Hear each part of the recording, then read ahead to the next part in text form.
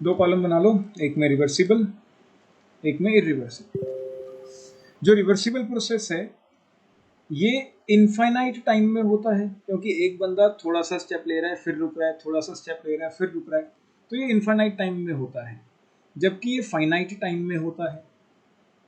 ठीक है। अब इसमें हमने लिखा it remains at equilibrium at all the stages. ये इक्विलिब्रियम में नहीं रहता है, नॉट एट इक्विलिब्रियम, ऐसे लिखना, not at equilibrium at all the stages. यहाँ पे लिखना not at equilibrium at all stages.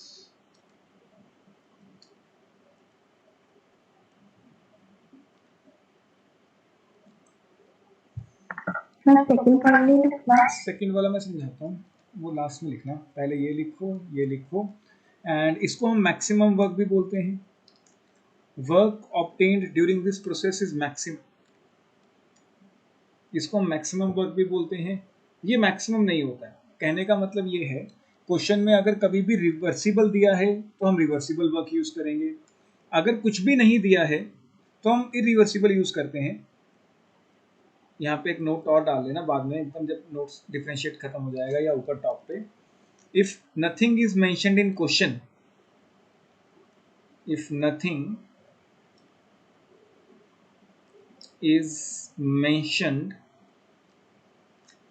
in question, तो हम रिवर्सिबल वर्क कंसीडर करेंगे, consider it as irreversible, consider it as irreversible. अगर क्वेश्चन में कुछ भी मेंशन नहीं है तो हमेशा हम उसको इरिवर्सिबल प्रोसेस मान के चलेंगे, क्योंकि अभी हम आगे जाके इनके फॉर्मूलाज डिराइव करेंगे कि रिवर्सिबल वर्क का फॉर्मूला क्या है, इरिवर्सिबल वर्क का फॉर्मूला क्या है। तो वहाँ पे हमें अगर क्वेश्चन में वर्क डन बताया है कि इतना हुआ, लेकिन ये नहीं मेंशन कि वो रिवर्सिबल है या इरिवर्सिबल है, तो हम उसको हमेशा इरिवर्सिबल मान के चलेंगे। वहीं पे अगर क्वेश्चन में कहा है कि रिवर्सिबल है तब तो रिवर्सिबल लेना ही है। कई बार वो रिवर्सिबल की जगह मैक्सिमम वर्क बोल देगा, मैक्सिमम वर्क भी हम रिवर्सिबल को ही बोलते हैं। एंड जितने भी हम काम करते हैं वो इरिवर्सिबल होते हैं, it is realised in actual practice. जितने भी हमारे काम हैं, हम ऐसा तो है नहीं कि एक स्टेप चलते हैं फिर 5-10 मिनट रुकते हैं, फिर एक स्टेप चलते हैं फिर 5-10 मिनट रुकते हैं। ठीक है, तो हम जितने भी काम करते हैं वो इरिवर्सिबल होते हैं and it cannot be realized in actual practice. Reversible process cannot be realized in actual practice. Irreversible can be realized in actual practice. ये अभी अभी देखा ही है, ये बहुत स्लोली होता है, infinitely slow process, and it is not a slow process. पहले ये पांचों पॉइंट्स लिखो, फिर मैं सेकंड पॉइंट समझाता हूँ कि है क्या।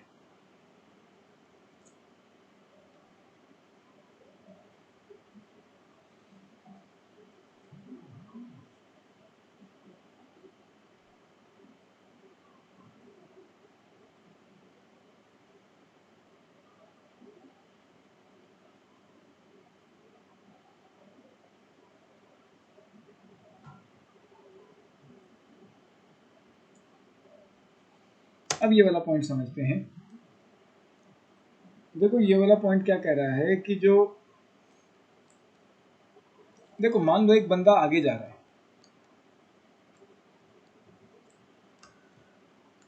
ठीक है, एक पर्सन है जिसको ए पॉइंट से बी पॉइंट पे जाना है,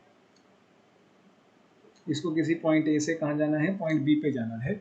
अब इसको पीछे से एक बंदे ने पकड़ के रखा हुआ है, इसको इस बंदे ने पकड़ के रखा हुआ है, ठीक।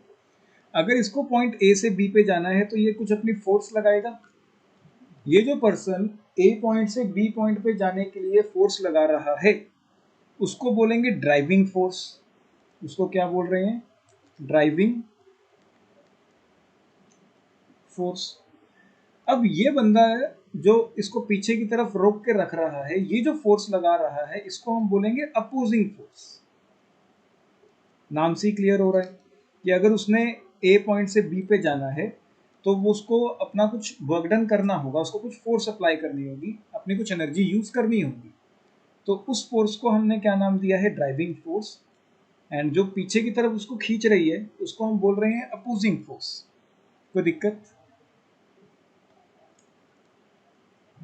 No sir. अब मान लो ये बंदा यहाँ से यहाँ चला गया, यहाँ से यहाँ चला गया एंड वो वापस नहीं आ पा रहा है। इनिशियली ए पॉइंट से बी पॉइंट पे चला तो गया है, लेकिन वो बी से ए पे वापस नहीं आ सकता, तो वो वर्क डन कौन सा हुआ?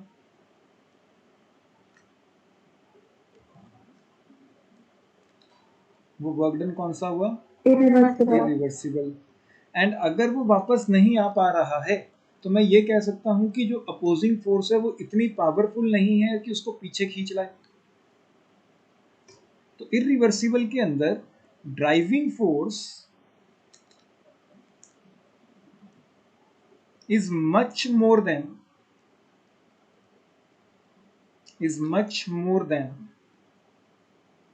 opposing force।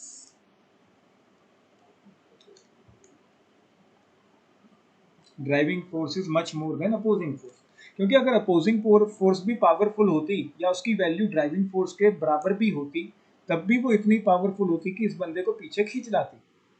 लेकिन ये आगे तो चला गया है, पीछे नहीं जा पा रहा है, मतलब इसकी ड्राइविंग फोर्स तो बहुत अच्छी है, लेकिन अपोजिंग फोर्स उसके मुकाबले में बहुत कम है। क्लियर? Yes sir. ठीक। अब अगर यही पहले बात कर लेते हैं रिवर्सिबल की भी, फिर इकट्ठे नोट कर लेते हैं। मान लो फिर से एक पर्सन है, वो ए पॉइंट से बी पॉइंट पे चला गया, लेकिन हम उसको कभी भी चाहें तो वापस लेके आ सकते हैं। वो ए पॉइंट से बी पॉइंट पे चला तो गया, अगर हम कभी भी चाहें तो उसे वापस लेके आ सकते हैं। तो बताओ अब मैं क्या कह सकता हूं कि अपोजिंग फोर्स बड़ी होगी, बराबर होगी, क्या रिलेशन रखें?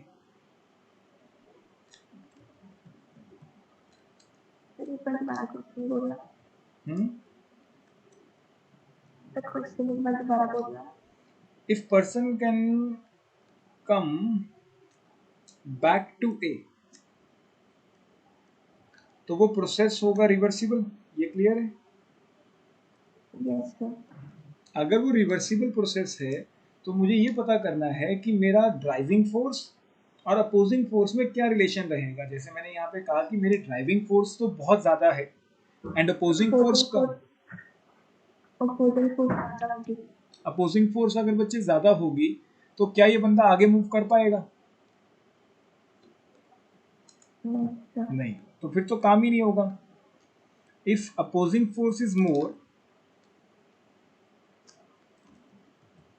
if opposing force is more, person will not move forward, person will not move forward. ये जस्ट मैं एग्जांपल ले रहा हूँ मूवमेंट का, तो ताकि इजीली समझ आ जाए चीजें। ठीक, अगर अपनी अपोजिंग फोर्स बहुत ज्यादा होगी तब तो पर्सन आगे ही नहीं जा पाएगा, तो नो वर्क डन। लेकिन हम तो कह रहे हैं कि ये रिवर्सिबल है, मतलब काम तो हो रहा है लेकिन वो रिवर्सिबल है, तो मतलब वो आगे तो जा रहा है। आगे जा रहा है मतलब उसकी ड्राइविंग फोर्स तो ज्यादा है, ये तो क्लियर है कि उसकी ड्राइविंग फोर्स ज्यादा है, लेकिन बहुत ज्यादा नहीं है, क्योंकि उसको किसी भी स्टेज पे वापस लेके आया जा सकता है। क्लियर या नहीं? अपोजिंग फोर्स थोड़ी सी कम है ड्राइविंग फोर्स से। ड्राइविंग फोर्स, हाँ अपोजिंग फोर्स अभी भी कम है, लेकिन बिल्कुल नेग्लिजिबल फर्क होगा, क्योंकि उसको किसी भी स्टेज पे वापस लेके आया जा सकता है, लेकिन वो आगे तो जा रहा है। आगे तो जा रहा है तो मतलब पक्का है कि ड्राइविंग फोर्स तो ज्यादा है, लेकिन उसको किसी भी स्टेज पे अगर हम पीछे लेके आ सकते हैं तो मतलब मेरी अपोजिंग फोर्स भी उतनी ही स्ट्रांग है। दोनों में बहुत कम वेरिएशंस आएंगी, मतलब अगर ड्राइविंग फोर्स 50 है तो हो सकता है अपोजिंग फोर्स 49 हो, इतना वेरिएशन बस। क्लियर या नहीं? Yes sir. ठीक है, तो driving force is negligibly small,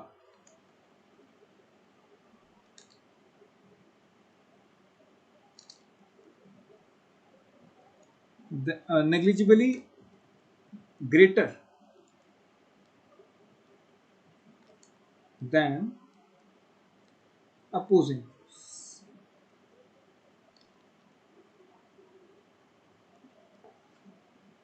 अपनी ड्राइविंग फोर्स तो ज़्यादा है, ये तो क्लियर है, लेकिन उसमें बहुत ज़्यादा फर्क नहीं है, बहुत हल्का सा फर्क है as compare to the opposing force. कोई डाउट साक्षी इसके अंदर?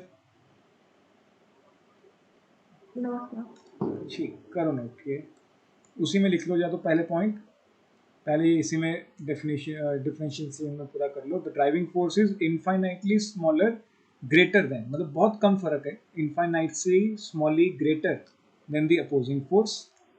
The driving force is much greater than the opposing force, irreversible में।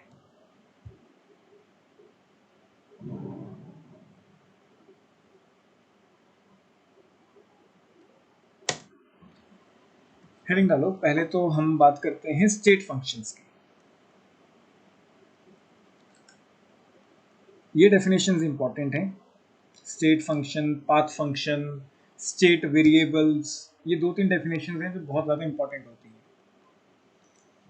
स्टेट फंक्शंस, स्टेट फंक्शंस क्या हैं? बेसिकली ऐसी थर्मोडायनेमिक प्रॉपर्टीज या थर्मोडायनेमिक क्वांटिटीज कह सकते हो जो इनिशियल और फाइनल स्टेट पे डिपेंड करती हैं, पाथ फॉलोड पे डिपेंड नहीं करती हैं।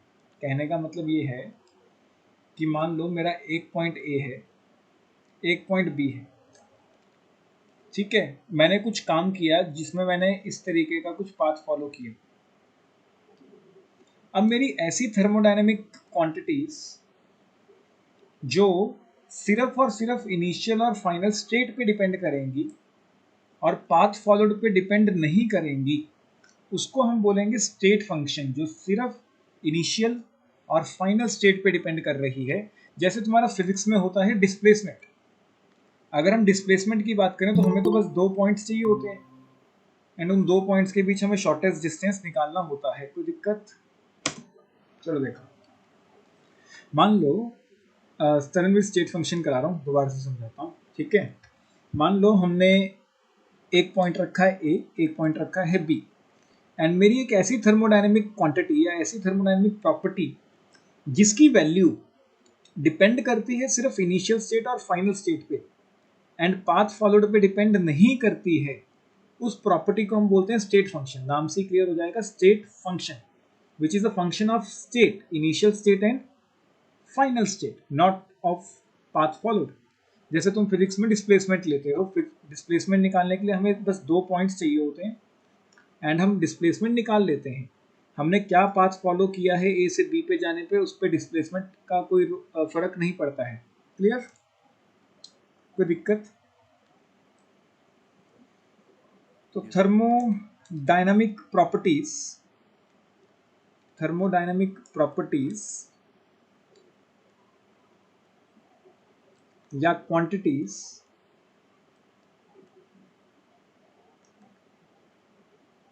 whose value depends only on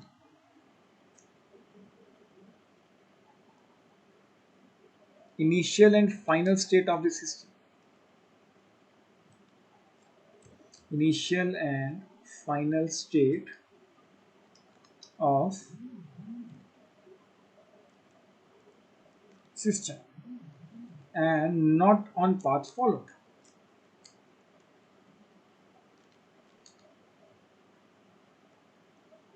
clear?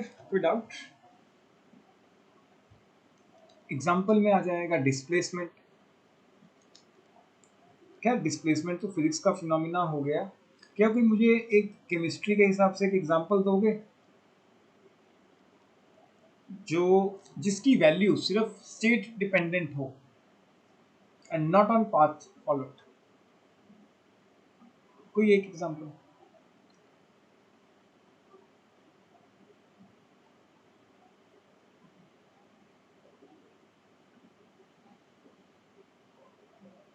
साक्षी, कोई एक एग्जांपल ऐसा जो केमिस्ट्री से कुछ प्रॉपर्टी हो, कोई केमिस्ट्री रिलेटेड प्रॉपर्टी एंड जिसकी वैल्यू सिर्फ स्टेट पे डिपेंड करती हो, पाथ पे डिपेंड ना करती हो।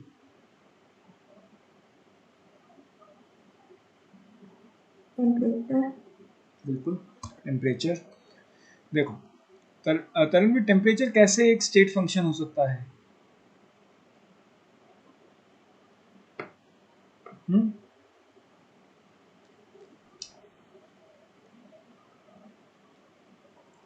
मान लो तुम चंडीगढ़ में हो, अभी तुमने जाना है शिमला, ठीक। वहां तक जाने के दो रास्ते हैं, एक सीधा सीधा रास्ता जाता है और दूसरा रास्ता जाता है ऐसे घुमा घुमा के।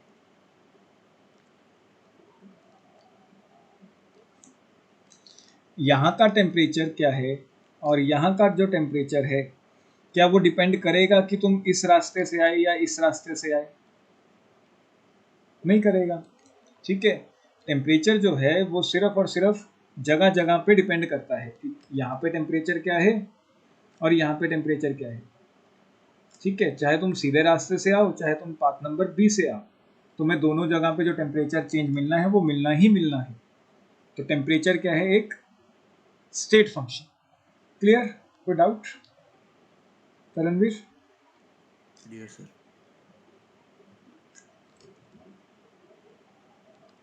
तो एग्जाम्पल में आ जाएगा टेम्परेचर।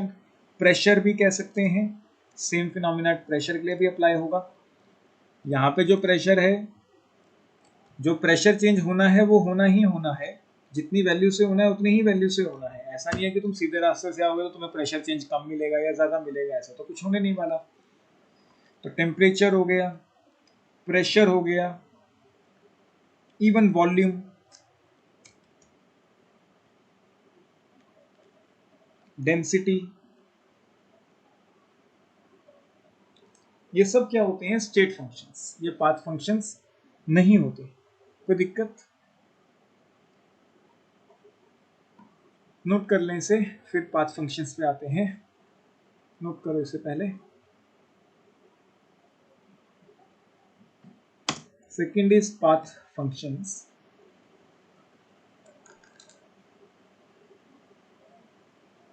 नाम से क्लियर हो रहा है, ऐसी थर्मोडायनेमिक प्रॉपर्टीज जिसकी वैल्यू पाथ पे डिपेंड करेगी। Thermodynamic properties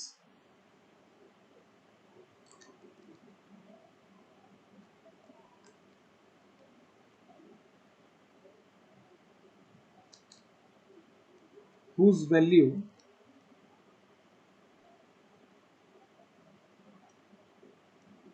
depends on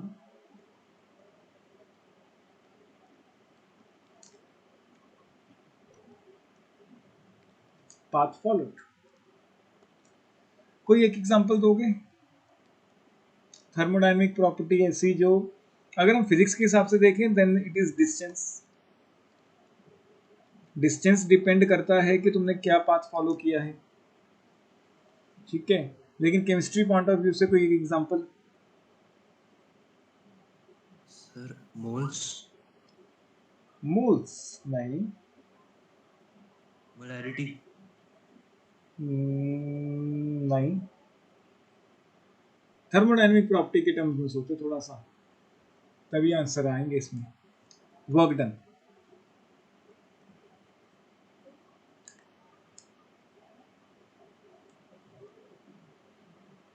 work done, work done कैसे वो समझो। मान लो ये अपना ग्राउंड फ्लोर है,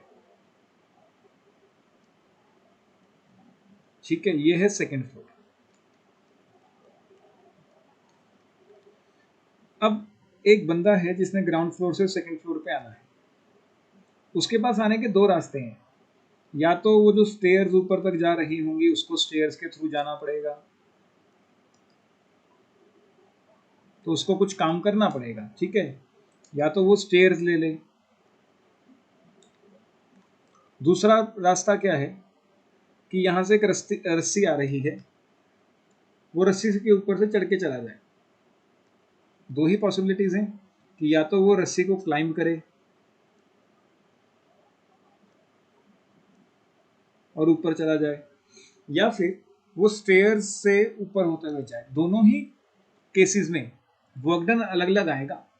यहाँ पे उसका काम कुछ और होगा, यहाँ पे काम जो उसने किया होगा वो कुछ और होगा। तो work done is a path function, not a state function. Clear? कोई डाउट? या फिर और एक अच्छा एग्जांपल देता हूँ।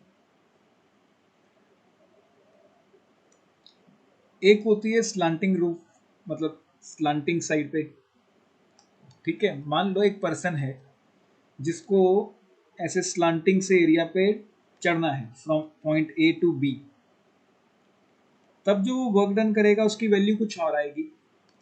एंड इन केस उसको यहाँ पे स्टेप्स लगे हुए मिल जाते,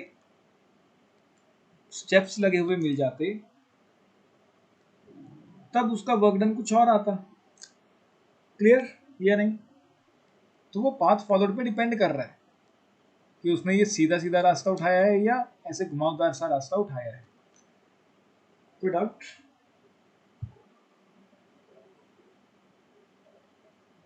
साक्षी, तरुणवीर, क्लियर? Yes, sir. ठीक, नोट कर लो बस एक डेफिनेशन, फिर हम इस चैप्टर के मेन पॉइंट्स पे आते हैं। हो गई डेफिनेशंस खत्म। जीरोथ लॉ ऑफ थर्मोडायनेमिक्स, यहाँ से मेन काम शुरू होता है। अभी तक तो हम डेफिनेशंस कर रहे थे। Zeroth law of thermodynamics. देखो, जीरोथ लॉ बेसिकली हमने एक मैथमेटिकल फॉर्म ही है। अगर हम मैथ्स की टर्म्स में देखें, अगर a इक्वल टू बी है, अगर मैं कहता हूं a equal to b and b equal to c, तो मैं क्या ये कह सकता हूं कि a भी c के बराबर होगा? Yes, maths sir. में ऐसे हम कहते हैं कि भाई अगर a b के बराबर है, b c के बराबर है, तो a c के बराबर भी होगा। ये लॉ भी सेम वैसा वैसा सही है। ये लॉ क्या कहता है कि मान लो अपने पास तीन सिस्टम्स हैं। ये लॉ कहता है कि मान लेते हैं अपने पास तीन सिस्टम्स हैं, system number 1, 2 and 3।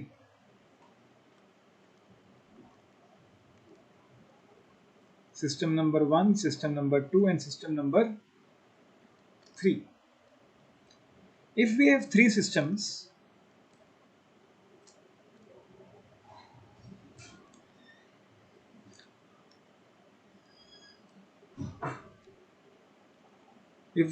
systems, system 1 and 2 are in thermal equilibrium with each other.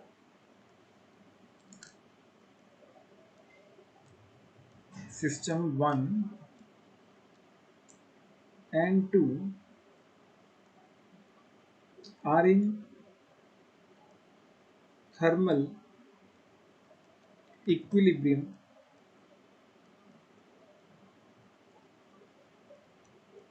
with each other,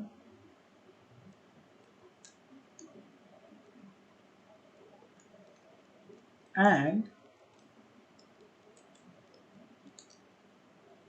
system 2 and 3 are also in thermal equilibrium,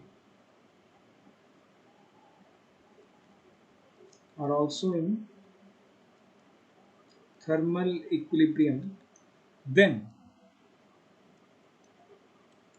1 and 3 will also be in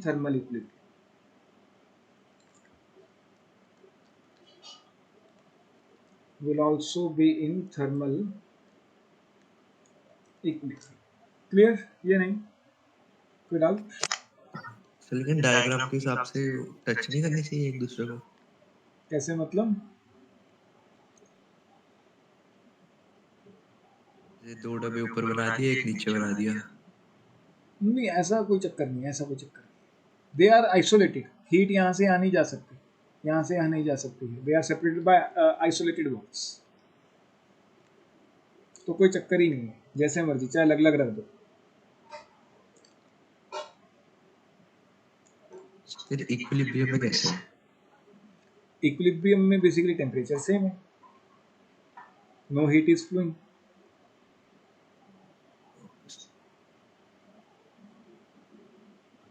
तो एज सच इसकी बस definition याद रखें, definition याद रखो, भूल जाओ, इससे ज़्यादा कुछ नहीं है इसमें। मैथ्स की स्टेटमेंट की तरह है एक कि 1 और 2 आपस में इक्विलिब्रियम में है, 2 और 3 आपस में इक्विलिब्रियम में है, तो 1 और 3 भी इक्विलिब्रियम में होंगे। साक्षी, कोई डाउट?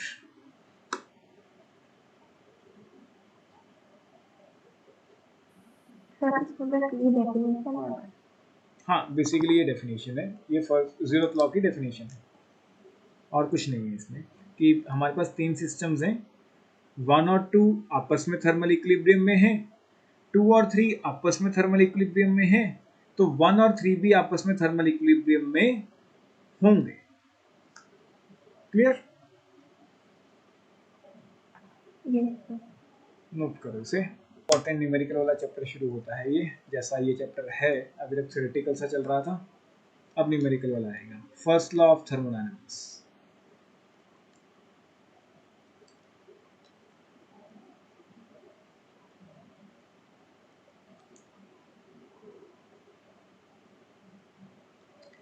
हम लोगों ने law of conservation of energy पढ़ा है, असली में वही फर्स्ट लॉ ऑफ थर्मोडायनामिक्स है। फर्स्ट लॉ ऑफ थर्मोडायनामिक्स क्या कहता है? Energy can neither be created, energy can neither be created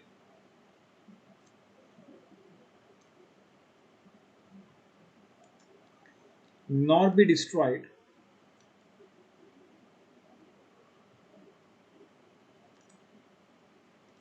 but it can be converted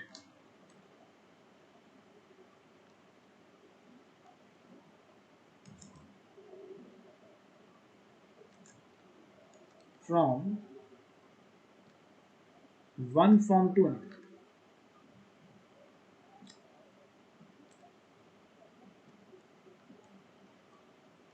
Energy can neither be created nor be destroyed, but it can be converted from one form to another, commonly known as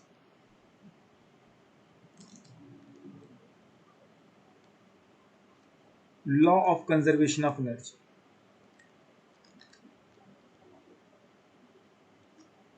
Law of conservation of energy. पढ़ा है ये सबने, याद आ गया? Law of conservation of energy. Energy can neither be created nor be destroyed, but can be converted from one form to another. यही है first law of thermodynamics. लेकिन इसके साथ साथ अब हमारे पास एक फॉर्मूला आएगा। फॉर्मूला क्या है? Delta U is Q plus W. ये यू है, delta U is Q plus, एक तो मैं क्यू को ऐसे लिखा करूंगा, अभी के लिए ऐसे मोड़ से देता हूँ, लेकिन जब भी मैं ऐसे लिखूं तो ये क्यू रहेगा, ठीक है? थोड़ा ध्यान रखें। Delta U is Q plus W. अब यहाँ पे डेल्टा यू क्या है? Delta U is internal energy change, internal energy change, या फिर इसको हम heat change at constant volume भी बोलते हैं। हीट चेंज एट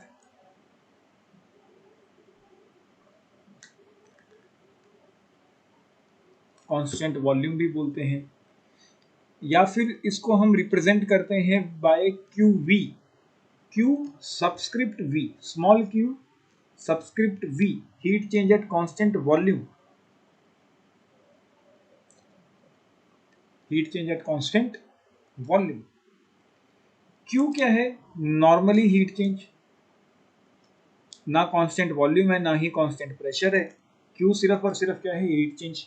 मतलब अपने सिस्टम ने कितनी एनर्जी बाहर दी या कितनी एनर्जी ली, उसको हम क्या बोल रहे हैं? Heat change. एनर्जी एब्जॉर्ब्ड और released by system,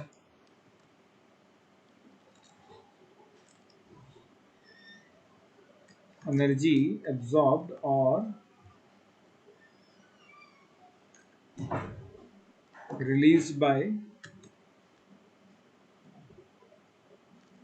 system. And W क्या है यहाँ पे? Work done.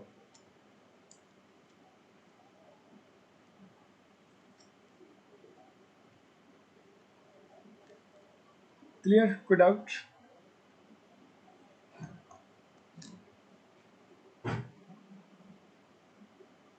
डेल्टा यू को हम क्या बोला करेंगे? Internal energy change. क्यू क्या हुआ करेगा? Heat change. And W work done.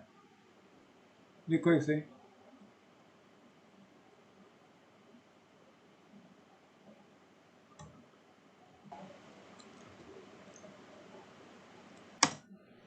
14 आगे करते हैं।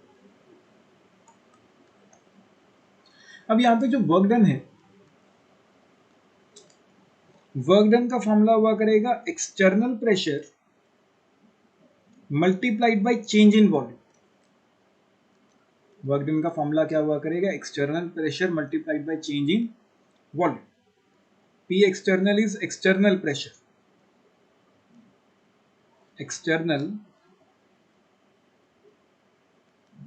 pressure, and delta V is the change in volume.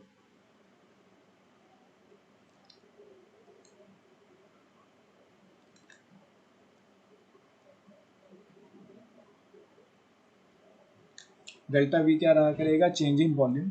यहाँ पे एक छोटा सा ट्विस्ट है, छोटा सा ये कह सकते हैं, चेंज इन वॉल्यूम कभी भी नेगेटिव नहीं आना चाहिए, ये ध्यान रखना।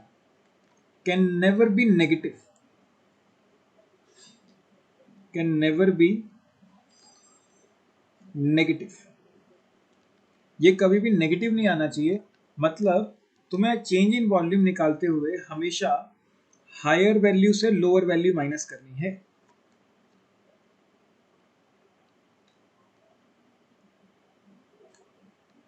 क्लियर? कोई डाउट?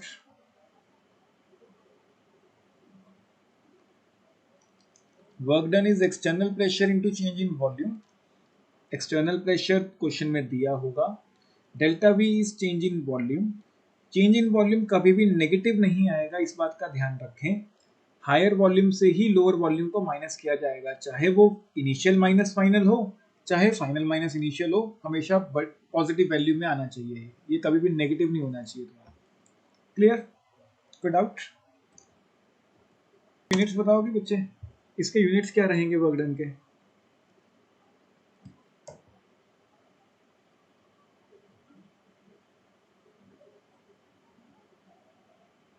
साक्षी?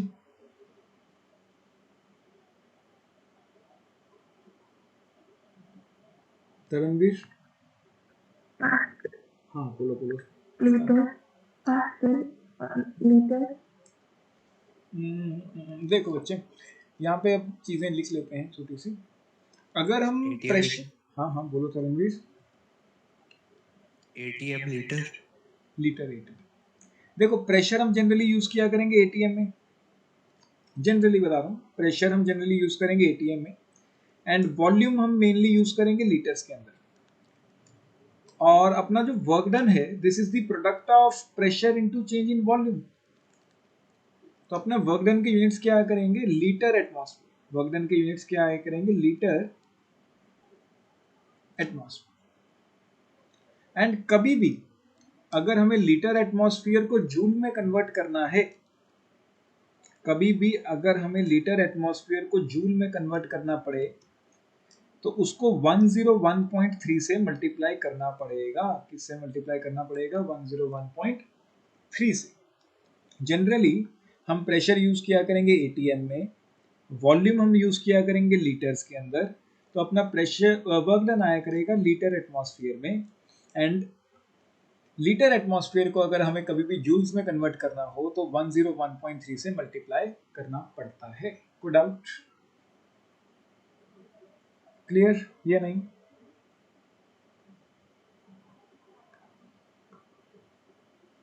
साक्षी, करणवीर, कोई दिक्कत? ठीक।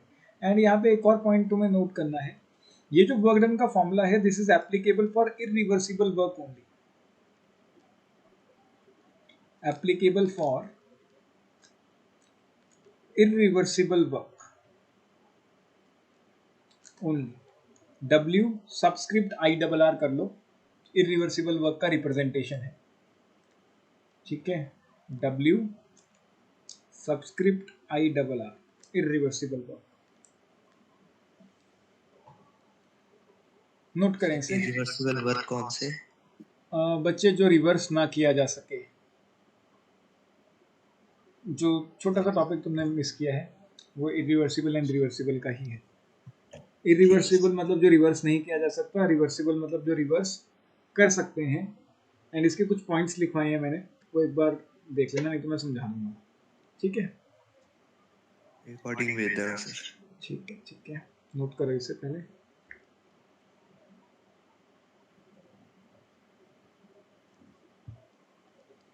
यूनिट्स का बहुत इंपॉर्टेंट रोल रहेगा इस चैप्टर में, क्योंकि यहाँ पे प्रेशर एटीएम में दिया करेगा, वॉल्यूम लीटर में दिया करेगा, लेकिन आंसर वो जूल में पूछा करेगा। बहुत बच्चे डायरेक्टली यहाँ पे फॉर्मूला लगा लेते हैं, लेकिन जो डायरेक्ट आंसर आता है वो भी ऑप्शन में होगा और उसी को मार्क कर देते हैं, लेकिन वो लीटर एटमॉस्फेयर में आएगा। हमें लीटर एटमॉस्फेयर से अगर जूल में पूछा है तो कन्वर्जन आनी चाहिए।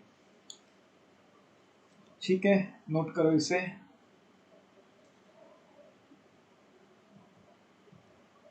ठीक,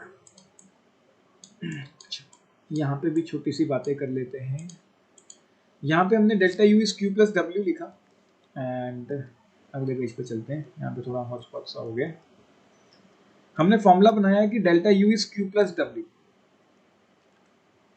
डेल्टा यू क्या है? Internal energy change. ये या तो तुम्हें जूल्स में पुट करना है या जूल्स पर मोल में पुट करना है। सिमिलरली हीट भी तुम्हें इस फॉर्मूला में या तो जूल्स में पुट करना है या जूल्स पर मोल में पुट करना है। यूनिट्स का ध्यान रखना है बेसिकली। यहाँ पे वर्क डन भी तुम्हें या तो जूल्स में पुट करना है या जूल्स पर मोल में पुट करना है। बेसिकली जूल्स लेंगे हम वर्क डन के लिए, ज्यादातर हम केसेस में वर्क डन जूल्स में रखा करेंगे, and Q value and delta U value will be joules per मोल।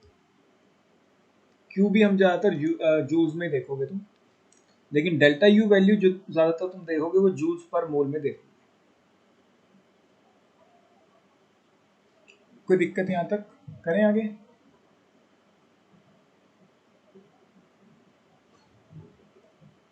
अब कुछ इंपॉर्टेंट साइन कन्वेंशंस हैं, उनकी बात कर लेते हैं न्यूमेरिकल शुरू करने से पहले। हमने जितने भी अभी तक फॉर्मूलाज लिखे हैं, they are without sign conventions. All formulas till now are without sign convention. हमने उस पर कोई भी साइन कन्वेंशंस अप्लाई नहीं किए हैं। Are without sign conventions. हमें उस पर साइन कन्वेंशंस अप्लाई करने होंगे। साइन कन्वेंशंस क्या है? पहले हम हीट के साइन कन्वेंशंस की बात करते हैं। Sign conventions of heat. देखो बेसिकली क्वेश्चन में तुम्हें ना स्टेटमेंट फॉर्म में क्वेश्चन आएगा, एंड वो या तो कहेगा कि heat released by the system या heat absorbed by the system.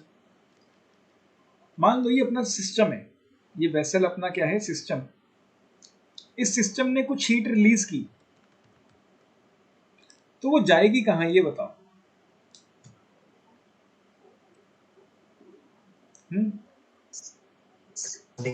Surrounding में। तो अगर क्वेश्चन में या तो लिखेगा वो heat released by system, question में क्या लिखेगा? या तो लिखेगा हीट रिलीज्ड बाय सिस्टम, या वो क्वेश्चन में लिखेगा हीट एब्जॉर्ब्ड बाय सराउंडिंग।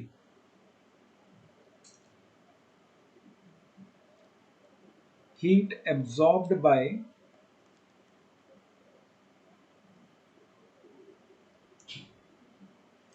दोनों में से कोई एक स्टेटमेंट देगा वो, या तो कहेगा heat release by the system या वो कहेगा heat absorb by the surrounding. And ऐसे प्रोसेस को हम क्या बोलते हैं? एक्सोथर्मिक प्रोसेस, या फिर वो डायरेक्टली लिख देगा एक्सोथर्मिक प्रोसेस।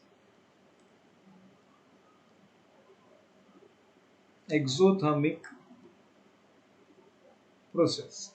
अगर तीनों में से कोई भी स्टेटमेंट तुम्हें क्वेश्चन में मिल जाती है, तो जो तुम्हारी क्यू वैल्यू आएगी वो नेगेटिव में आएगी। जो तुम्हारी क्यू वैल्यू आएगी वो नेगेटिव में आएगी। कहने का मतलब क्या है कि मान लो क्वेश्चन में आता है 50 joule of heat is released by system.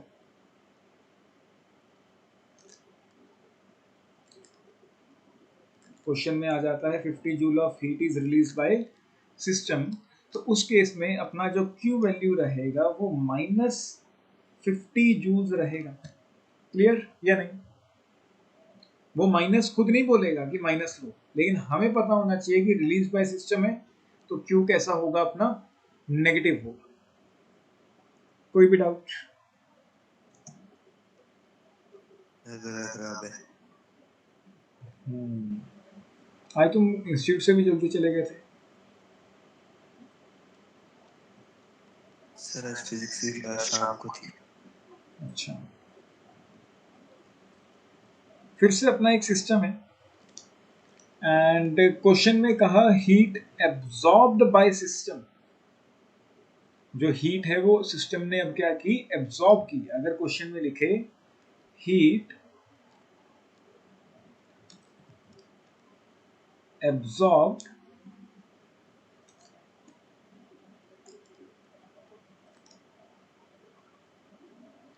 By system, अगर सिस्टम ने एब्जॉर्ब की है तो रिलीज तो सराउंडिंग ने की होगी।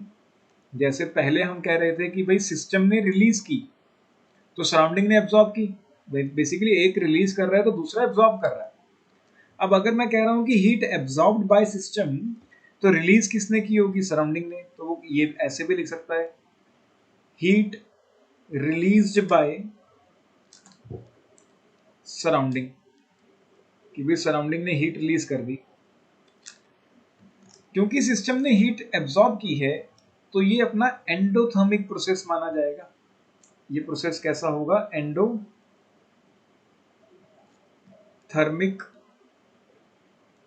प्रोसेस। तीनों में से कोई भी स्टेटमेंट तुम्हें क्वेश्चन में दी जाए तो क्यू वैल्यू पॉजिटिव में आनी चाहिए। तुम्हारी क्यू वैल्यू कैसी आएगी, पॉजिटिव। कहने का मतलब ये है कि मान लो क्वेश्चन में कहा कि 70 joule of heat absorbed by system, 70 joule of heat absorbed by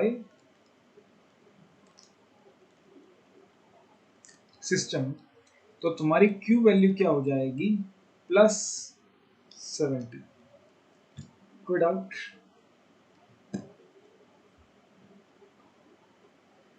note करें इसे, फिर आगे करते हैं।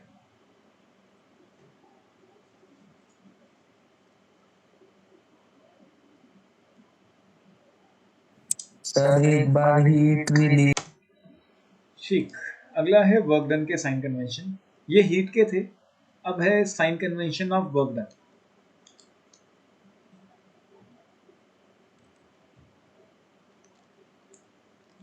देखो, अगर कभी भी क्वेश्चन में इनिशियल वॉल्यूम कम हो और फाइनल वॉल्यूम ज्यादा हो तो उसको हम बोलेंगे work done of expansion. Final volume ज्यादा हो रही है तो एक्सपेंशन हो रही है, तो वर्क डन ऑफ एक्सपेंशन। या तो वो क्वेश्चन में ऐसे लिख के देगा, कई बार वो लिख के भी नहीं देगा, तुम्हें वॉल्यूम्स दे देगा, तो तुम्हें ऑटोमेटिकली खुद ही समझना होगा उस वॉल्यूम को देख के कि वॉल्यूम बढ़ रही है तो वो एक्सपेंशन है। ठीक है, कई बार वो क्वेश्चन में कुछ नहीं लिखेगा, वो इनिशियल वॉल्यूम दे देगा, फाइनल वॉल्यूम दे देगा, तुम्हें वॉल्यूम देख के खुद ही समझना होगा कि वो एक्सपेंशन है। या वो क्वेश्चन में लिखेगा work done by system, work done by system. अगर सिस्टम काम कर रहा है तो किस पे कर रहा होगा, सराउंडिंग पे, तो वर्क डन बाय सराउंडिंग भी बोल सकते हैं, work done by, sir work done on surrounding होना चाहिए। हाँ on surrounding, work done on surrounding. System ने काम किया तो किस पे किया, सराउंडिंग पे किया। तो तीनों में से कुछ भी स्टेटमेंट यूज कर देगा या तीनों में से कुछ नहीं देगा, वो इनिशियल वॉल्यूम फाइनल वॉल्यूम दे देगा। फाइनल वॉल्यूम ज्यादा है तो एक्सपेंशन है, वर्क डन बाय सिस्टम है, ऑन सराउंडिंग है। तीनों में से कुछ भी केस बनता है तो वर्क डन अपना हमेशा नेगेटिव आएगा। वर्क डन अपना कैसा आएगा, नेगेटिव। कोई दिक्कत, क्लियर या नहीं? अगर क्वेश्चन में लिखा है 50 joule of work is done by system,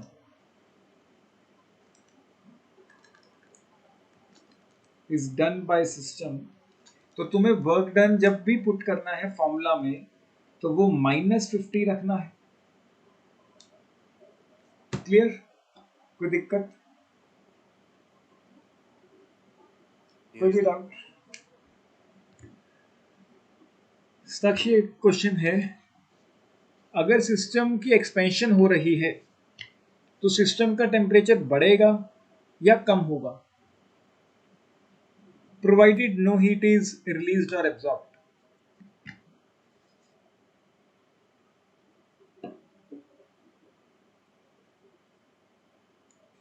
Sakshi,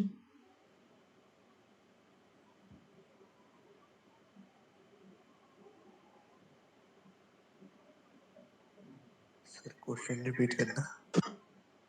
question ये है बच्चे कि अगर सिस्टम की एक्सपेंशन हो रही है, final volume is greater than initial volume, तो सिस्टम के टेम्परेचर पे क्या फर्क पड़ेगा? टेम्परेचर सिस्टम का कम हो जाएगा या सिस्टम का टेम्परेचर बढ़ जाएगा, प्रोवाइडेड हमने कोई भी हीट चेंज नहीं किया है, ना तो हमने हीट अंदर से बाहर डाली है ना ही बाहर से अंदर डाली है। डिक्रीज क्यों? इंक्रीज क्यों?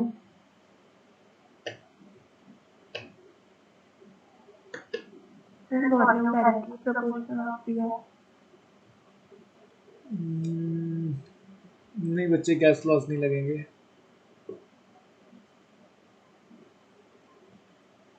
सर डिक्रीज होएगी ना? क्यों? सर क्योंकि वॉल्यूम बढ़ रही है। तो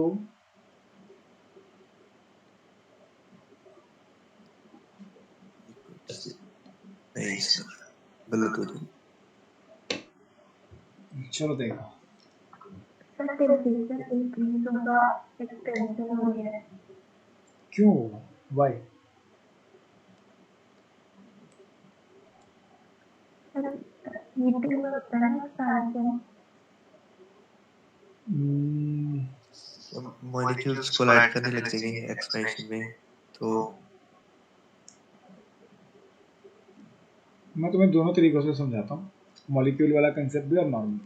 समझे थोड़ा ध्यान से। पहले नॉर्मल तरीके से चलते हैं। मान लेते हैं इनिशियली अपने पास कुछ पार्टिकल्स हैं, they are confined to this much of volume, and finally उसकी वॉल्यूम बड़ी कर दी गई है। ठीक है, मान लो इस रूम में मुझे 100 बच्चे बिठाने हैं and chemical process is going on, हम कार्बन डाइऑक्साइड लिबरेट कर रहे हैं, लेकिन कार्बन डाइऑक्साइड बाहर नहीं जा पा रही है। हमने प्रोसेस को, वॉल्स को इंसुलेटिंग बना दिया है, कार्बन डाइऑक्साइड बाहर नहीं जा सकती। 9 बच्चे यहाँ बिठाए, वही 9 बच्चे यहाँ बिठाए,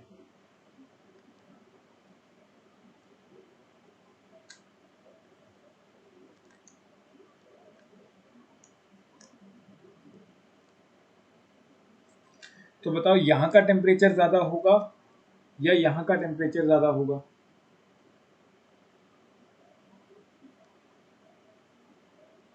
T1 ज्यादा होगा या T2? T1। हाँ,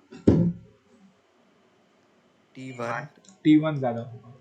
छोटे रूम में गर्मी ज्यादा लगेगी अगर ज्यादा भीड़ भाड़ होगी, बड़े रूम में गर्मी कम लगेगी। तो जब वॉल्यूम बढ़ती है तो टेम्परेचर कम होता है। गैस लॉस के हिसाब से मत देखो इन चीजों को, गैस लॉस वो आइडल गैस था, खत्म हो गया चैप्टर। ठीक, कोई दिक्कत?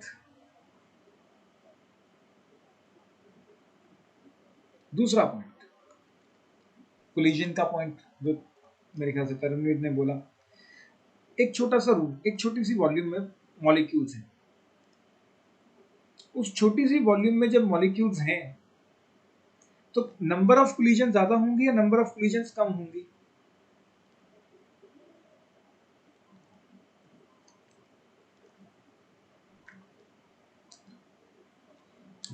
मान लो इसमें 10 मॉलिक्यूल्स हैं तरनवीर,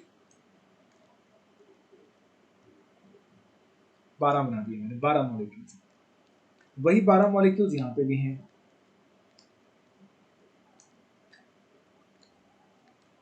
किसमें कोलिजन ज्यादा रहेंगी? इसमें। यस। तो number of collision will be more, क्योंकि जगह ही नहीं है, धक्का मुक्की ज्यादा होगी।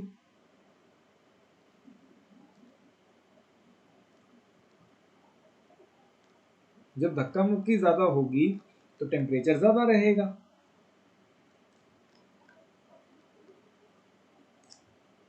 जबकि यहाँ पे नंबर ऑफ कोलिजन देखें तो कम होंगी।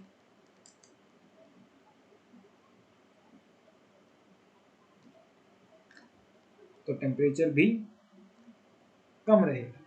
अब बात यहाँ पे ये आती है कि यहाँ पे बॉयल्स लॉ क्यों नहीं अप्लाई हो रहा, volume is directly proportional to temperature, क्योंकि बॉयल्स लॉ में हम कोई केमिकल प्रोसेस नहीं करते थे, यहाँ पे हम केमिकल प्रोसेस कर रहे हैं। क्लियर? कोई दिक्कत? समझ आया या नहीं?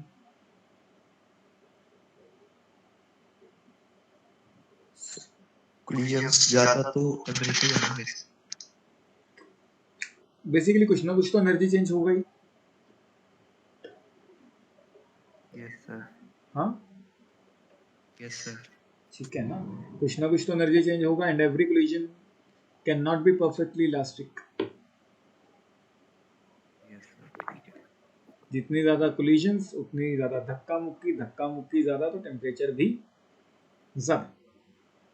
साक्षी बच्चे कोई दिक्कत, समझ आया या नहीं?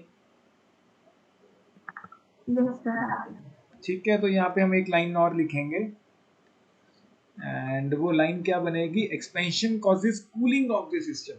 ये लाइन बहुत इंपॉर्टेंट रहेगी। एक्सपेंशन कॉजेज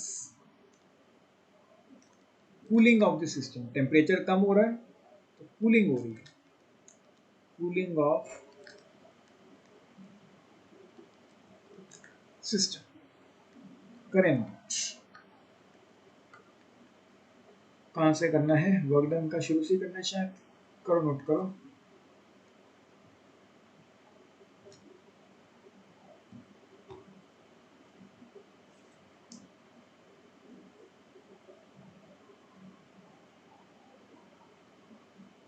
सर आज आपने 5:30 से 7 वाली क्लास ऑनलाइन